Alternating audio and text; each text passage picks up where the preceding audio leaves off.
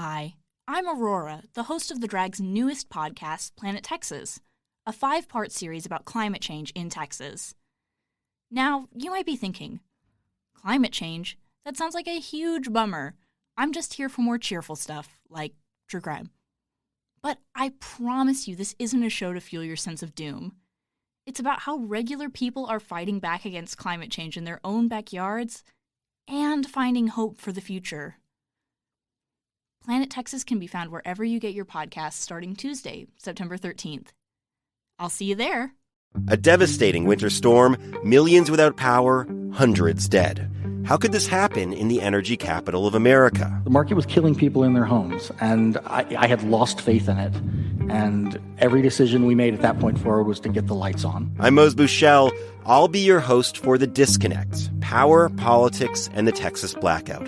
Find it wherever you get your podcasts. You're listening to The Drag. It's March 12th, 2018. Just 10 days after a package bomb exploded on 39-year-old Stephan House's porch, killing him. Police have treated Stephan's death as an isolated incident. The South by Southwest Festival has officially kicked off in downtown Austin. It's an annual festival with 10 days of live music, movie premieres, and media conferences that draw in over 400,000 attendees from around the world. The festival, which locals shorten to South by, fills every hotel room in Austin and packs every bus, Uber, and sidewalk with tourists. Local restaurants and food trucks have lines snaking out their doors, filled with attendees waiting for a taste of Austin cuisine. Usually, that means tacos. In 2017, the year before the bombings, the festival generated nearly $350 million for the Austin economy. It's huge for the city, and attendees look forward to it every year. Locals have a love-hate relationship with the festival, though. The roads are busy, bars and restaurants are packed. It's really hard to get anywhere in the city when South by is in town. So, most locals keep their distance from downtown. They pretty much go about their daily lives. About 5 miles east of downtown, around 6:40 a.m. in East Austin, 41-year-old Shamika Wilson and her 17-year-old son, Draylen Mason, are getting ready to go work out together. Their family is close. So close, they couldn't live without Draylen's grandmother, Sandra, under the same roof. Shamika's neighborhood in East Austin, about 12 miles south of the scene of the bombing that killed Stephan House, is a rapidly gentrifying part of Texas's capital city. White urban professionals, hip bars, and expensive apartment high-rises permeate most of East Austin, but this neighborhood has mostly been left alone. It's quiet, with bright green lawns, towering old trees, and low, wide brick homes that keep Austin's skyline in view. Many of the residents are Black or Latinx. By her front door, Shamika has a Ring doorbell, one of those cameras activated by a button or by motion in its range of view. A man crouches down in the bushes in the front yard, making sure the camera didn't detect his motion. He pushes a brown package on the front porch, close to the door, then leaves. The camera never caught him. I'm Ashley Miznazi, and this is the second episode of Darkness, Season 2, about the serial bombings in Austin, Texas, in 2018. Discipline runs strong in Shamika and Draylen's family. Draylen's talent and wisdom impress everyone he meets. Friends say he's artistic, passionate, and has an old soul. At 13, he won a contest showcasing an essay he wrote about racial profiling in his community. Now, as a senior at East Austin College Prep, a 15-minute walk away from his home, he performs in several chamber and mariachi groups to bring art and music to low-income communities. He spent a week one summer studying double bass at the Interlochen Center for the Arts in Michigan, and currently sits principal chair in the Austin Youth Orchestra. He dreams of being a neurosurgeon, but he has already received an offer to study double bass under world-renowned music professors at the University of Texas, and he's applied to other prestigious music schools. This evening, like many evenings, he will probably practice for hours for his next chair test. Draylen's grandmother, Sandra, is still in her bedroom as Shamika and Draylen prepare to leave the house for their workout. When he opens the door, Draylen notices the package on the porch. It has their address on the top. Draylen picks up the package and brings it inside the house, setting it down on the kitchen counter. Curious about what has been delivered, Draylen and Shamika open the box together, setting off a violent explosion that rips through the kitchen. That's 911. Do you need police, fire, EMS? Oh, I need a EMS, please. Okay, hold on. The package explodes with a force powerful enough to blast the granite kitchen countertop to rubble. Shrapnel rips through the wooden cabinets, and nails pierce through the white walls, filling the air with debris. Ambulance, We got blood. Something exploded. The explosion shakes Sandra in her bedroom. She scrambles into the hallway to see what happened, and she's met with a pool of blood at her feet. She sees Shamika, wailing in pain, deafened from the blast. Beside her, Draylen is bleeding from his hands and face. As debris settles in the air, Sandra sees the walls and ceiling of her kitchen collapsing. The house is barely recognizable. It looks like a war zone. The smoke detector shrieks in the background. Sandra feels trapped. She doesn't want to step forward, afraid she might slip in the pool of blood. Sandra shelters herself in her room on the phone with a 911 operator, but she can't concentrate. Her daughter, Shamika, is screaming. The smoke detector is beeping, and all she can see is blood all over the floor. Hello? Okay, can you hear me? Yes, please. Okay, they're on their way. This has not slowed them down at all. The two people that are hurt, are they having any difficulty breathing? Yes, my grandson. Okay. Does he have difficulty speaking between breaths? Yeah, he's moaning. Okay. What parts of the body were burned or injured? Yes, we got two people injured here, please. Okay, what part of the body? Hands, face, I don't know. I got blood all over my house. Okay. They opened a package and it exploded from outside. When emergency crews arrive, Shamika is bleeding badly. Draylen, the 17-year-old musician with a big heart and bright future, is pronounced dead at 7:05 a.m., 20 minutes after the explosion.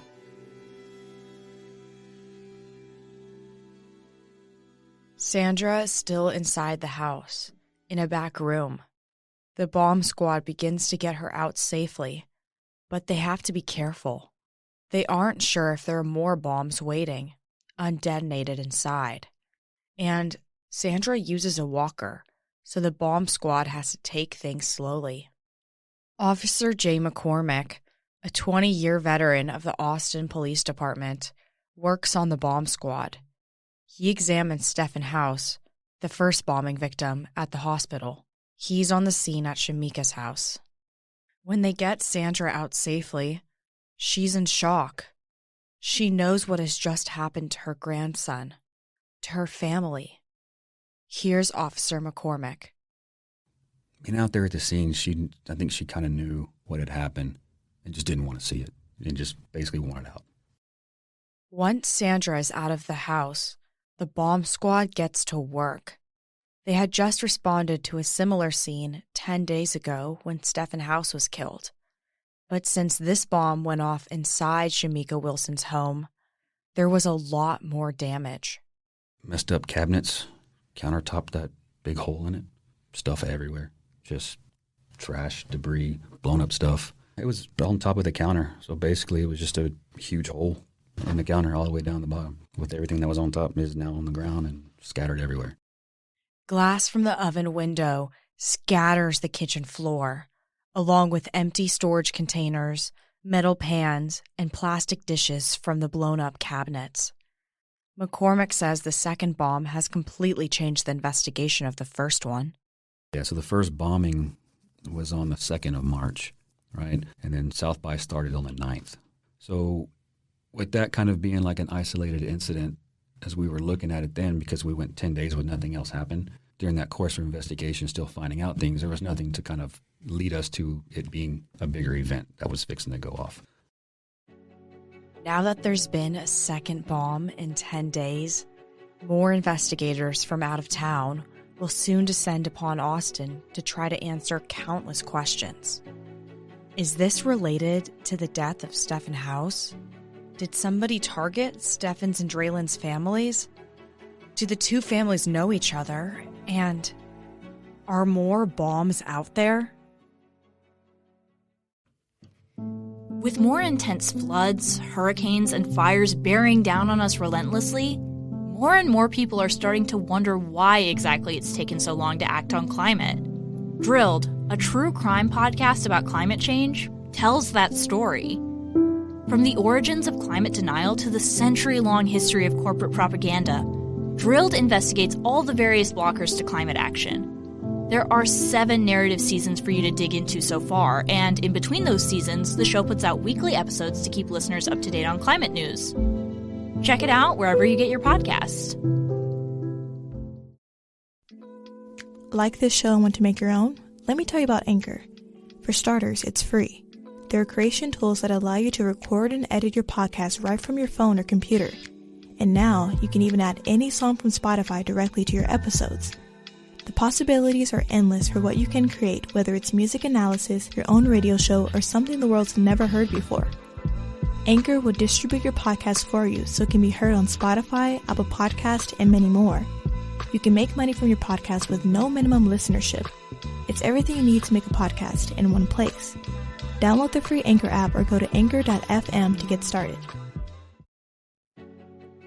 Investigators originally thought the explosion that killed Stephan House 10 days before was an isolated incident. But that theory no longer holds true. Now there's a second bombing victim, 17-year-old Draylen. Both victims were black, in a city where less than 8% of the population is black. The community begins to suspect there's somebody targeting black residents of Austin, and they demanded answers as the investigation unfolds. Austin's NAACP chapter immediately responds to the community's concerns. My name is Nelson Linder, and I'm the president of the Austin NAACP.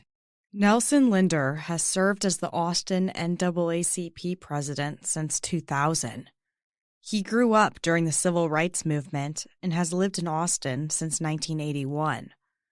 My role was to, number one, communicate to the press, talk to the community, let them know what was going on the best I knew, and that we didn't think there was a racial targeting, but at the same time, we weren't sure. So you always want to be safe than sorry. So take the precaution, assume it is until we know more, because at the time, APD wasn't really communicating because, according to them, they hadn't formed a conclusion or premise. And that was very problematic, but we just sensed that it could be a connection to race based on the victims and said, look, let's follow the facts. What do we have now? We have 2 people that are dead in a close proximity east of I-35 in East Austin, and that's what we have. But nobody really wanted to say that. They kept saying, well, we don't know yet. Nelson Linder knows Draylen's family well. Draylen's grandfather owns one of the top dentist offices in East Austin. Everyone in the neighborhood knows the family. He was highly known in the church community. Most black folks who went to the dentist went to his office or their office. It was a partnership. So for many years, he was like the most prominent, perhaps, dentist in East Austin. And everybody, it's such a small community. Everybody knew the family based on what he did. And it was just like a household name. At this point, both the investigators and members of the community try to find links between the families. And they quickly discover there is one, a man named Freddie Dixon. He's the pastor at the church Draylen's family attends, and the stepfather of Stephan House. Freddie is married to Stephan's mother, Melanie House Dixon, who you met in the last episode. She's grieving for her son. Freddie is trying his best to offer support. When he hears about the bomb killing a member of his congregation, he's horrified. The bomber struck twice in their tight-knit community, and Freddie felt it wasn't a coincidence. He was terrified. Knowing these people, all being within his realm, he felt like, too, there was a message there that he was being targeted. So, Freddie hides. He thinks he might be in danger, so he secludes himself in his home. He refuses to speak to the press. He doesn't want to say anything that might encourage whoever is responsible for all of this. Even in 2021, when we asked to interview him, he politely declined. And Freddie Dixon isn't the only person feeling targeted. We're very concerned with people bombing appeared like African Americans in East Austin and not having any evidence. The way that affected folks is you got to watch everything. You're going outside to get your mail, and of course, we're a civil rights organization. We could be a target. I think there was a lot of fear and a lot of phobia, and it was just a terrible feeling knowing that somebody was killing people with bombs in this city and was very good at it. We had no idea what the motivation was. It was a very uncomfortable time for me and most of the folks that I knew because we didn't have the protection we needed. We just had to be careful ourselves. Like, for example, even going to your office and turning the key, everybody was a little bit paranoid about what we were sensing and feeling in this city. Nelson Linder told us that the Austin Police Department's response to the first bombing put East Austin more on edge. I think whenever you have the victims involved, Black African Americans, there's a whole different reaction. Of course, we know that in this city, in this country, Black life is treated as double standard. We know it's not the same thing. I think that their initial reaction reflected how they felt about Black life in this city and the history of racial relations in the city as far as communication. So I think that was status quo. We kind of expected that. But that attitude, in my opinion, hindered the whole investigation because had they came out and not had such a narrow perspective, they might have seen things early on that indicated what was going on. Remember those press conferences after the bomb that killed Stephan House? Interim Chief Brian Manley said they didn't think the bombing was related to a terrorist attack. Assistant Chief Joe Chacon goes further. So we cannot rule out that the intent, it's just too early right now to figure out. Obviously, it was intended to harm somebody, but we can't rule out that Mr. House didn't construct this himself and then accidentally detonate it, in which case it would be an accidental death. It sounds like Chacon implies that it's possible Stephan had set up the bomb himself to die by suicide, and that Stephan's death was not an act of domestic terrorism. We interviewed Chief Manley a few years after the bombing. Here he is talking about what led Assistant Chief Chacon to imply it could have been Stephan who created the bomb. And to be clear, that is a comment that should not have been made. The assistant chief who made that comment has stated that that was not a comment that should have been made, has apologized for that. Early on in the investigation, there were some similarities between some of the components of what were in that device and evidence that was at the home, but these were very common pieces of common items that would be in any home. If you think about what the shrapnel is in explosive devices, whether it's nails or screws or bolts, a lot of times that is there. So that was a comment that was made. That was a very hurtful comment that really, I think, damaged the relationships. I know that was very hurtful to the House family. And, we've done our best to apologize for that comment to them. Stephan House's mother, Melanie, is still angry about the investigation, even now, more than 3 years later. When we met with her, we asked if investigators ever apologized for their handling of Stephan's death, and she said they never did. Melanie actually had some choice words for investigators, particularly the Austin Police Department. I think our Austin Police Department handled the situation very, very poorly and very biasedly. They followed protocol with this situation as they have done historically with African American and Hispanic persons of color. Without having viable knowledge and investigational information, defamed Stephan's character by saying that he possibly could have created the bombing. That was a racial slur. That was a racial profile at the time. Not acknowledging the fact that this was domestic terrorism. But what most of the community didn't know at the time is that investigators actually were looking into the domestic terrorism angle. Early in an investigation, officials can't rule out anything. FBI agent Jason Hudson is a supervisory special agent of the Joint Terrorism Task Force in Austin. You'll hear a lot more from him later, but he's working with his counterterrorism team to figure out what's really happening. We were looking at terrorism just because, quite frankly, that's the only thing that made sense.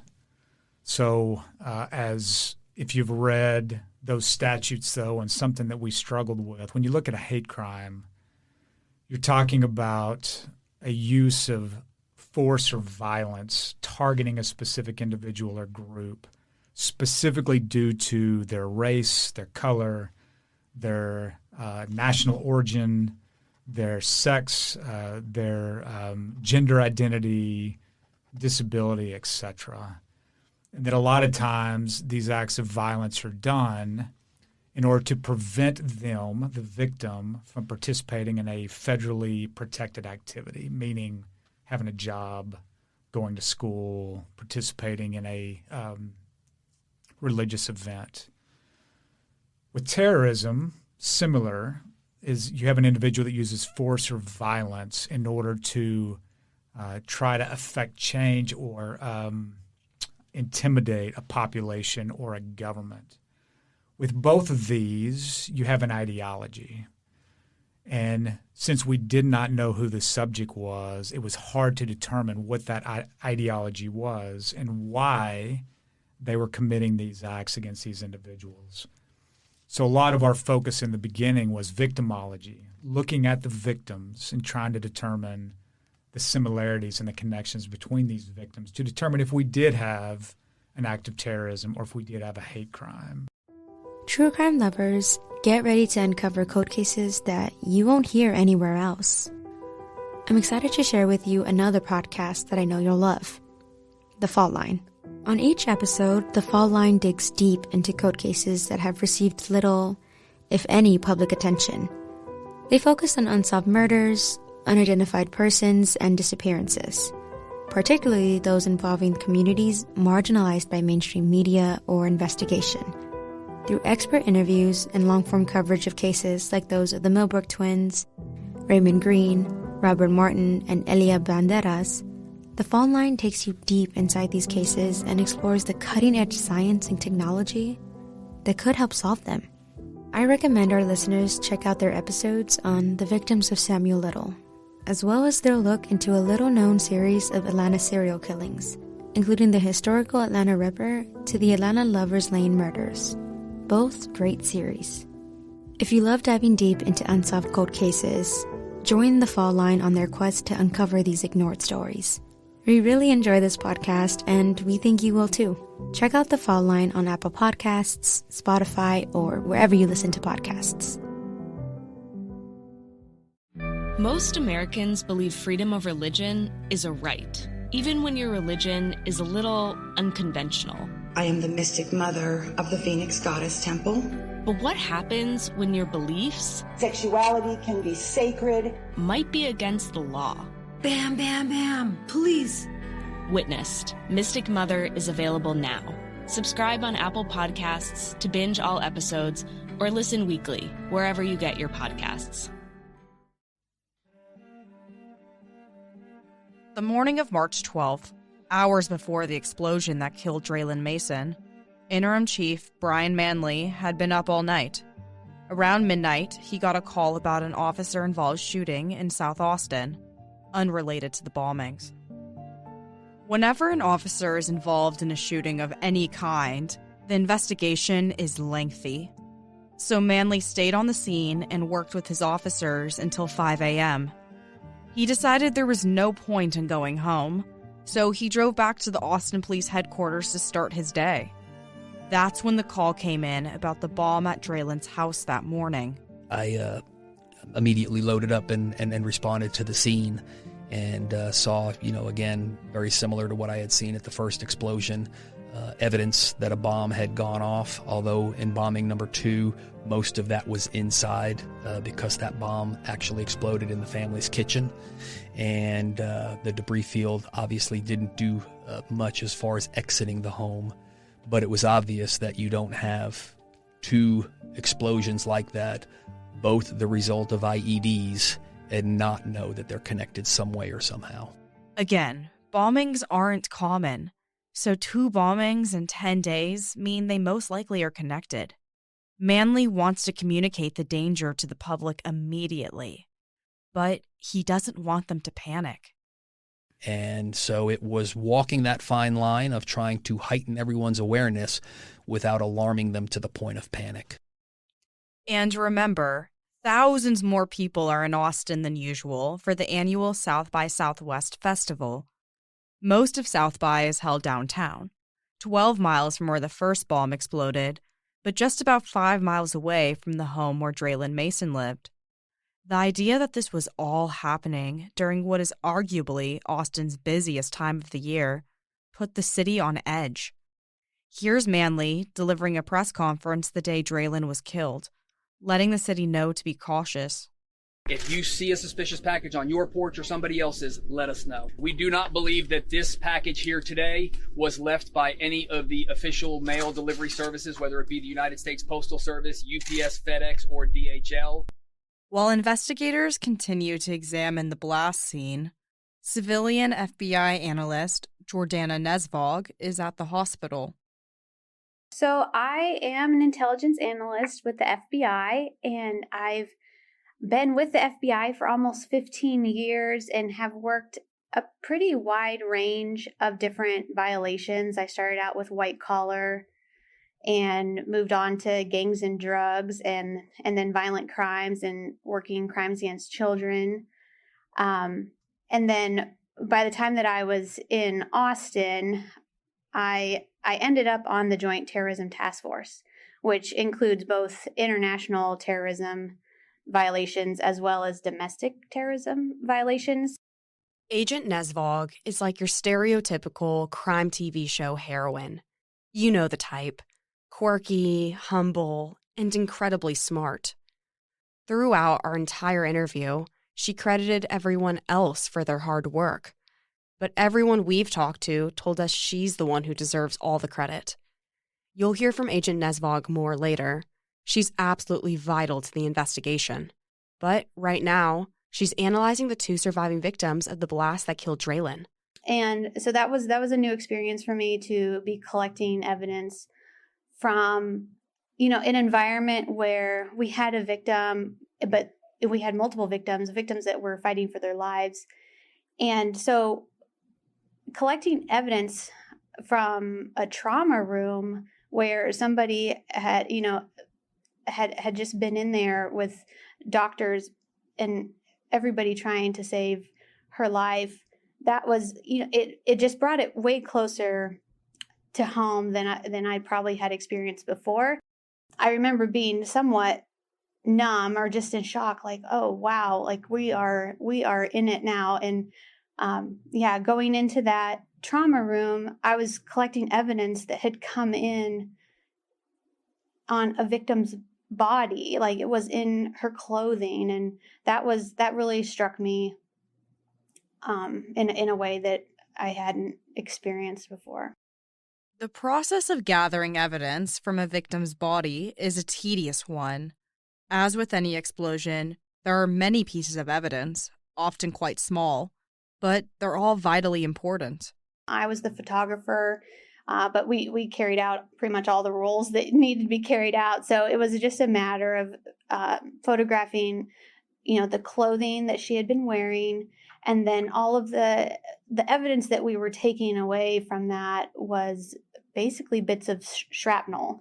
So pieces of little bolts or screws, nails, and So it's, when you're looking for evidence that's small, obviously everything that you move, or when we laid out her clothing for photographs and everything, those pieces of evidence you have to track down, you have to keep hold of, you figure out how to collect them so that they're not, going to fall out of an evidence bag or anything. As FBI agent Inez Vaughn collects evidence, she stays out of the way of the doctors rushing to care for Shamika's right arm. It's badly injured from the blast. But more than the long-term physical effects, the emotional damage is what takes its toll on Shamika and Sandra and their friends and family. Draylen Mason is dead at 17. Someone has extinguished his promising future. More than 3 years after the bombings, Chief Brian Manley mourns Draylen. When we talked to him, on his last day of work before his retirement in March 2021, he got choked up talking about the 17-year-old lost way too soon. Draylen was an amazing young man at the beginning of his life. He had so much promise. He was a tremendous musician. He was a martial artist. He was that all-American kid that any parent would wish that their child was. And he was taken in such a violent way, in such a senseless way. And we were unable to do anything about that. He even keeps a photo of Draylen in his office. And I very carefully and intentionally wrapped that candle in protective paper and all of that, because that will stay with me forever. And wherever I end up next, I will pull that out again. I don't ever want to forget that. You're hearing music played by Draylen right now, and we'll hear more throughout the episode. Draylen didn't know it at the time of his death, but he'd been accepted to the prestigious Oberlin Conservatory of Music.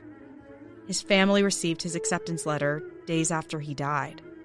And shortly after his death, the Austin Youth Orchestra dedicated its spring concert to Draylen.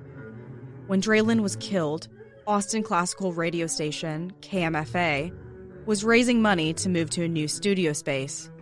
According to news reports, 2 local philanthropists made a sizable donation, which gave them the honor of naming the new space. But they weren't sure what to call it. They were still mulling it over on the day Draylen died. Many people at the radio station knew Draylen from his work at the Austin Youth Orchestra and Austin Soundwaves, a youth music program. The philanthropist befriended Draylen's mother, Shamika, and nearly 3 years after the bombings, the new KMFA building was unveiled as the Draylen Mason Music Studio. Draylen's memory lives on elsewhere in Austin. There's a colorful portrait of him playing the double bass painted on the side of an electric box at the intersection of Pleasant Valley and Weberville Roads in East Austin. The artist, Mike Johnston, posted a photo of the artwork to Instagram a month after Draylen's death. The photo caption is a quote from one of Draylen's family friends, Darren Boyer. It reads, quote, "God's heavenly orchestra needed another bassist, so he plucked the best one we had." A year after Draylen's death, the Austin Youth Orchestra held a tribute concert in Draylen's memory. Austin Mayor Steve Adler declared that day, March 3rd, 2019, as, quote, Draylen Mason Tribute Day. The orchestra also established a scholarship in Draylen's honor, and Austin Soundwaves established the Draylen Mason Fellows Program. Draylen went to East Austin College Prep, a small charter school with about 90 people in his class. He and his friends were all go-getters. They enrolled in higher-level courses that could give them college credit. They wanted to ensure they would graduate with a decent GPA and not have to worry about the financial stress of taking required base-level courses their first year of college. Jasmine Lopez was one of these friends. She met Draylen back in middle school. And it was actually pretty fun because we got to get closer together while we were taking those classes because they were so intense. So we would have study groups in and outside of school. We actually had a study group at Draylen's house once. And it was fun. And to be honest, we really didn't study. We were just hanging out. School started at 8:15 and was a 15-minute walk from Draylen's house. But he would always be the kid who barely misses the first bell. And each morning he had a Dr. Pepper in his hand. Draylen always made his class laugh, even during grueling school presentations. I remember our humanities professor wanted us to present our papers almost like every week, which was too much for us. So he would get up and just wing it. And he would also do this thing with his hands. He had really, really big hands, but he would just like clap, like whenever he was like up there, like giving a presentation, just like clapping. We would always be like, there's Draylen. Sometimes all the pressure from school got a little too intense. Jasmine told us about the time she got a low score on the math section of her SATs, one of the exams high schoolers take before applying to college. So she panicked. She didn't know what to do, but she knew where to go. To Draylen, whose supply of comfort and encouragement never dried out. He gave me lots of words of encouragement and made me feel better. And that was the type of person he was. He was always there to encourage you and lift you up. He was never a mean person. I mean, I feel like everyone who remembers him as someone who was very sweet and kind and cheerful and always smiling. They spent a lot of time with each other. People even joked that the two were dating, which Jasmine has made clear they're just best friends. Friends describe Draylen as a kid who could do it all. His ambition and ability were obvious to everyone he met. Every time Jasmine ventured off into the orchestra room to meet friends before school, he would be there slapping the bass, or gracefully scaling the piano keys, or fiddling away at the violin. Everyone knew about his love of music, but not everyone knew he loved to dance too. Well, our school was a church before it became our school, and we had this huge auditorium with all these pews and this big stage, and sometimes I would walk into the auditorium to get ready for my cheer practice, and he would just be up on the stage making up his own moves. Draylen and Jasmine took the same history classes from 7th to 12th grade, but their friendship especially grew in the 11th grade when they signed up for a class trip to volunteer in Thailand. They spent lots of time outside of school together fundraising for the trip, and it was one of their first times out of the country.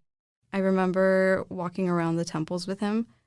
I always had him by my side. Like, I always just wanted him to be with me because he'd always make me laugh. And when we got to Thailand, it was extremely hot, and I was running low on money, and I was super thirsty. And he went to a vendor, and he got me a drink. And I was like, that's very sweet, which also reminds me of him buying snacks for the children at the school we were volunteering for. He was constantly buying them snacks, and they would always come up to him for snacks, and he would never say no. More than 3 years after Draylen's death, Jasmine still goes through her own rituals to keep his memory alive. Their high school friend group throws a party each year on May 26th, Draylen's birthday. They all drink Dr. Pepper because it was his favorite. They often scroll through Draylen's old Instagram posts and reminisce. He touched so many of our hearts, and of course we'll never forget him. I feel like his memory will live on for so many years because of the great impact he's made in everyone's lives, and I'm glad his memory still lives on in the Austin community and in our friend group. I think it's important for Austin to remember that we lost a really important member of our community that day. He just had so much potential, and we all knew that he was going to leave high school and do many great things and go to a great college and continue to pursue music and probably venture out and do many other things like dance. Who knows what? Like I said, he could pick up an instrument and automatically play it. He could get on a stage and just amuse everybody with his talent. I think it's important for Austin to remember how great of a person he was.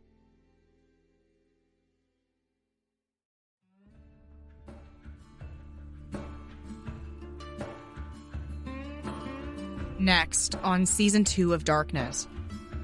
Austin 911, do you need police, fire, or ambulance? An emergency, there was an explosion.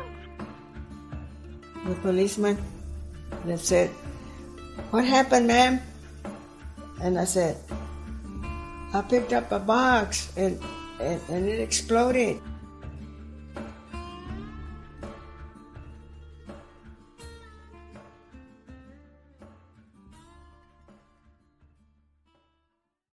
I'm Megan Parker, the host of Devilish Deeds, a new podcast from The Drag, which produced the popular true crime podcasts The Orange Tree and Darkness, The Austin Bomber. Devilish Deeds tells the story of the 8 people, mostly black women, working as domestic servants for rich white families who were viciously murdered by the servant girl Annihilator, a serial killer who terrorized the small frontier town of Austin, Texas in the 1880s. In this 4-part series, I'll trace the steps of one of America's first serial killers and explore the theories behind who might have done it. Subscribe to Devilish Deeds, out now, wherever you get your podcasts. Season 2 of Darkness is reported, hosted, written, and directed by me, Ashley Miznazzi. This podcast is presented by The Drag, a student-run audio production house at the University of Texas at Austin's Moody College of Communication. Katie Penchik-Outka and Robert Quigley are the executive producers. This podcast was also reported and written by Kenny Jones. The editor is Katie Penchik-Outka. The associate producers are Austin Cheatham, Libby Cohen, Alexandra Curry Buckner, Cecilia Garzella, Gregory Gonzalez, Anastasia Goodwin, Jake Herman, Jackie Ibarra, Marian Navarro, Ileana Rowland, Sarah Schleid, Aiden Snasdell, and Harrison Young. The artwork was created by Helen Holsey. Christian McDonald is the Drag's technical director. A huge thank you to Leslie Schrock for all of her support and guidance. I also want to thank Jay Bernhardt, Kathleen McElroy, Rachel Davis-Mercy, Allison Dawson, Kathleen Mabley, Emily Quigley, Jay Whitman, Eric Tang, Robert Vilwalk, and Ryan Outka. Special thanks to Grace Spees, Marcus Crum, Raul Garcia, Dylan Lee, Jennifer Robbins, Tasha Turner, Amanda Cisneros, Jenny Nelson-Gray, and Tiffany Ma. The Drag is a nonprofit educational organization that is made possible by donors like you. Please support our work by going to thedragaudio.com/donate. Every dollar goes directly to producing more content like this while giving students an amazing educational experience. Thank you.